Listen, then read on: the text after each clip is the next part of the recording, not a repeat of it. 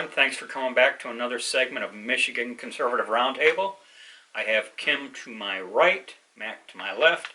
My name's TJ, and I wanted to just do a little bit of informal questioning of my associates here, as in regards to the situation, the medical situation, where it is we risk editing if we say the wrong words. Banning. So we might have to incorporate some politically correct code words here. Okay, so pardonnez-moi, I'll say. My first question, and this is what I'd like. I have my own thoughts, but I'm going to let the Kim and Mac here answer first. But my first question is, Kim, what was your uh-oh moment that this was turning into a big deal? Did you see something or sense something that you thought, oh my gosh, this is going to be a problem? Well, the problem is the lockdown. I mean, the fact that they immediately locked us down. This is the first time I've ever seen a virus of any kind being locked down in this country where we can't even get out of our houses. I mean, that was a huge uh-oh moment. As far as the virus itself, I still don't have an uh-oh moment, and I'm working out in the field every day with it. But the uh-oh is that we're losing our liberties, you know, and watching it, we're watching it week by week go more and more, that they're getting stricter on us. I would concur. I too had thoughts of, man, this is the first time in my old ass life I remember, you know, someone from the government saying, don't go anywhere. Mac? Well, I lived through the '67 riots, and we had a lockdown of sort in Detroit then, but it was a little different. And you had a curfew, so you couldn't go out, and you couldn't loot after dark. Up till then, it was okay. But yeah, my uh-oh moment was and I wasn't surprised at this at all. But when it continued, my uh-oh moment was I'd go to the store, and there'd be no hand sanitizer, no toilet paper, no Tylenol. Just recently, my daughter started making corn bags, and she can't buy thread. You can't buy zinc. You can't buy alcohol swabs, and if you're a diabetic, as I am, and you have to do blood testing, you need that stuff. And people are going, and I suspect they're buying 10 bottles of alcohol, which will probably evaporate in their basement. But the greed, which I see, disgusts me.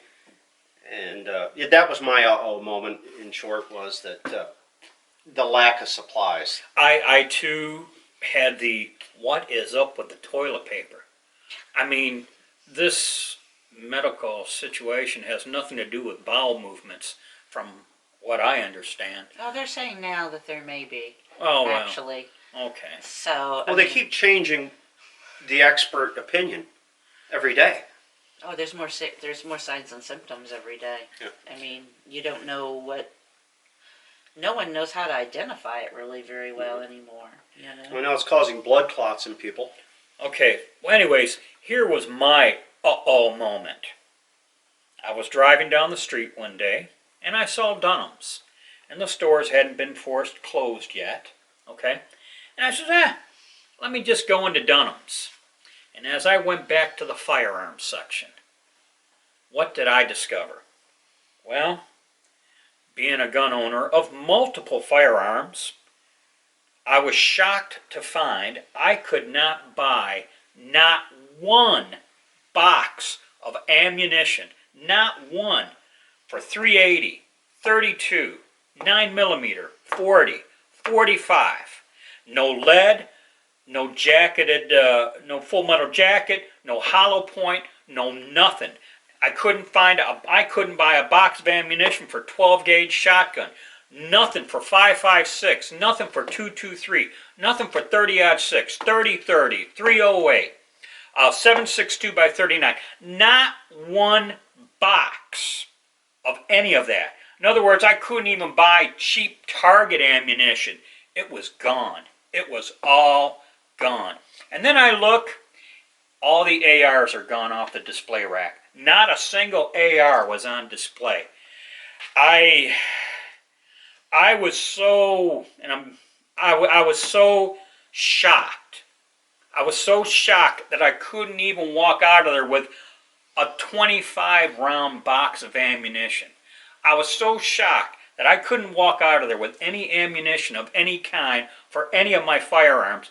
You know, I went home and my wife, she started getting a little worried because what did I do? I broke out my ammunition and did a full inventory of it. That's what I did. I was like, I needed to know how much I got and if I'm good enough. And I was. I do wish I had a little bit more of this or that, but I was fine. And along those lines of ammunition, all the people out there that thought you're being extreme. What do you need with all that ammunition? You don't need more than whatever is deemed appropriate or what. I just thought this is why you buy the ammunition when you can to the amount that you can afford. I mean, my moment was that I walked out of Dunham's and I could not. I was unable to walk out of there with even a box of any kind. Not just I could. It was gone. It was all gone. Thoughts? See, I've got more moments as they come along. I mean, I'm getting more, oh my goodness, when they started the mask thing, everyone has to wear a mask, cloth mask. I mean, it just continues and continues, and it's just getting deeper and deeper. Yeah. Well, Mac, I'll tell you, I got in the car, and as I was driving home, I called him up and said, "You're not going to believe this." Of course, I already knew because I had been to Dunham's the day before and had the same experience. I just, nothing. And for me personally, that's when I realized this is a big deal. This is a big deal. When you know what, people who normally float through life, all of a sudden thinking, I need to go get me some ammunition, and well, then it's all gone. You know, so I'm just glad I had mine. You know what? I went in there more out of curiosity than necessity. Thank goodness. But I'll tell you what, I was just blown away that there was nothing on the counter remaining. Just zero. That's why the grocery stores Zero. were. There were no eggs, no milk, no frozen foods. Frozen food section is totally wiped out. I mean, if I had a Marlin lever action 30-30, I couldn't have bought any because now I'm looking to see what they got of anything. I saw some 22-250, which is an impressive caliber, I'll tell you. But how many people have a 22-250? Okay, I don't. And while people do own a 22-250, it's not a very popular caliber for the average shooter, I'll tell you. You know, they're going to have a 308 or a 30-06 before they do a 22-250. So, is that in on that question? I got a couple more. All right, observations. Mac, what were your observations as far as societal response to our medical situation here? Well, it's not, as you know, it's not uncommon for our local news in this state to exaggerate a snowstorm. If we're going to get 5-6 inches of snow, it's an inconvenience. You got to slow down. You have to get your snow blower out or shovel and so on and so forth. But boy, they ramp it up here. For years, they had poor old Alan when he was on Channel 2 News. He would be out on the overpass, freezing his tail off, holding up a bottle of washer fluid and a scraper. You're going to need these today, as if you didn't know that. Yeah. But so I wasn't surprised when I saw people rush to the store and wipe out the shelves, because every time we have a predicted snowstorm, you'll see that happens. But as it continued on, and I saw the fear in people, and people even now, virtually everyone has a mask on. I was at Walmart yesterday. I didn't have one, but I was one of the few who didn't. And people will walk by you, and they're almost cringing, as if, I don't know. They're trying to shame you. Yeah, well, there is some of that. They're gonna correct you. They're gonna chastise you. They're gonna let you know that you need to get in line and follow the governess's dictates. Yeah. And that's what they are, dictates. Any observations, Kim? Yeah, being a nurse in this age and day is really interesting.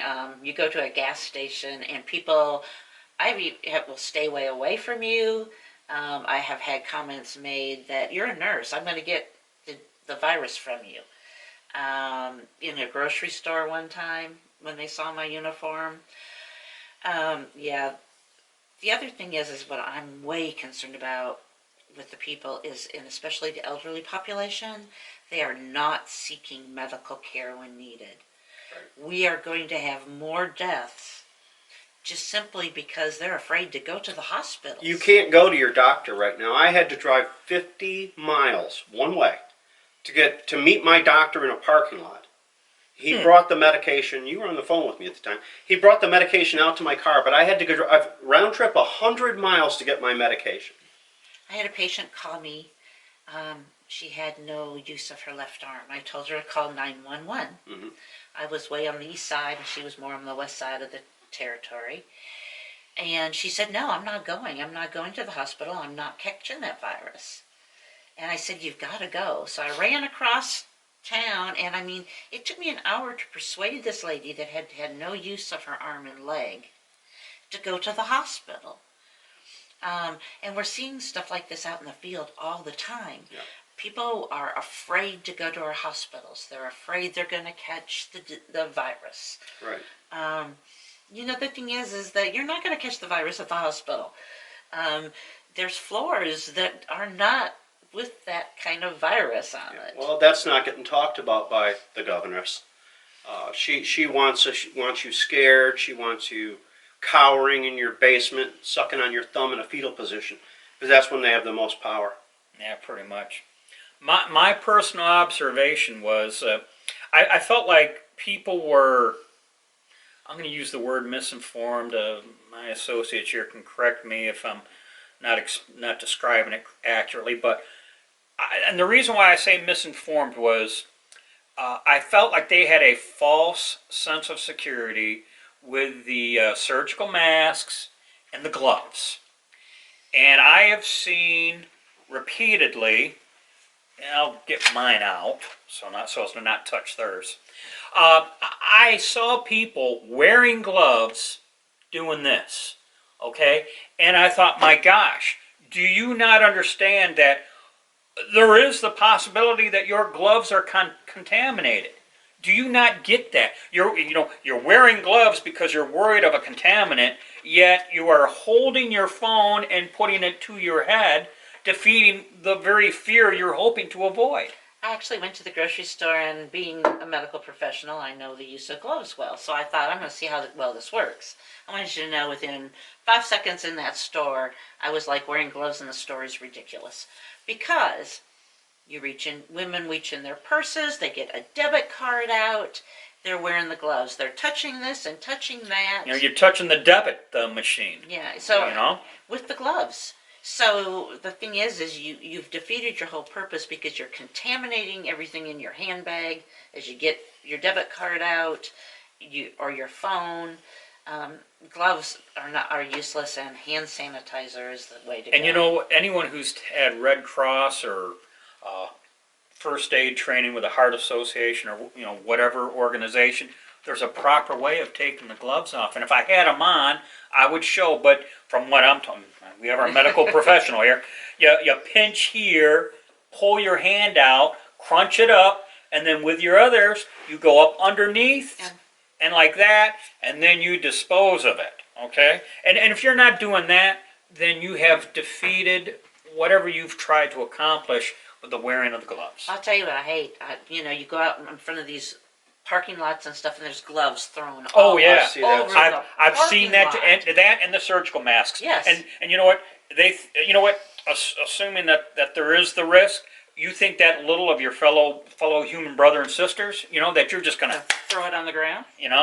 I've seen that. Yes. So those are just some observation of ours. And my last question in closing, concerns, long-term concerns. I'm not talking about tomorrow or the next week. I'm talking in 2 or 3 months when we are supposedly all saved from this. But long-term effects, what are your concerns? Kim, do you have I any? have medical concerns for sure. Our hospitals, if we don't do something quickly, are going to close. If they do not open the elective surgeries, our hospital, they're laying off right now, nurses. Hospitals are going to go under. The Democrats, Yeah, they're already laying people the off. Democrats are going to get you know. their wish and have government-run hospitals, which I'm sorry, I don't want a government-run hospital. They can't run anything. How do you think they're going to run a hospital? Well, they're already just deciding who's going to live and who's going to die. So, and they've always wanted that. It's so bad. Another concern I have is the telemedicine. While telemedicine is really good for some things, it's not good for other things. We are experiencing technical difficulties. Please stand by. So, Mac, do you have any concerns regarding where we'll be long term? Well, I'm concerned about the Did that go off again? I'm concerned about the economic impact that it's going to have, whether or not we'll ever recover. And since I see so many people operating out of fear, are they going to run to the government for security? And that concerns me greatly, because they'll trade their freedom for security every time. Well, and you kind of swerve into what my concern is. The solidification of the nanny state, and that's only going to be possible through the fear you mentioned. People are they're gonna see all the money that the nanny state is throwing to people to not work, or who they won't. You know what? They're throwing money to people they won't let work. Okay, I mean, has anyone connected those dots? And when we come out of this, the libs might say, da da da da, nanny state to the rescue. See, we told you so, and we did so. And my fear is there could be enough people to go, yeah, why not?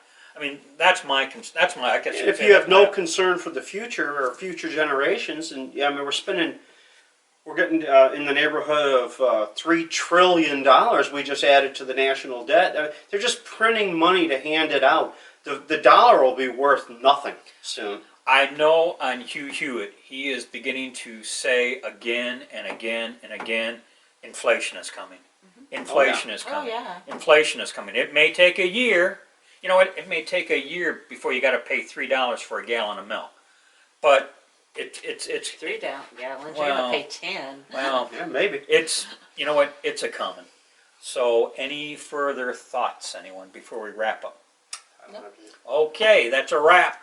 Thanks everyone for watching, and we'll catch you next time here at the Michigan Conservative Roundtable. And as we always like to say, be safe, watch your six, and don't tread on me.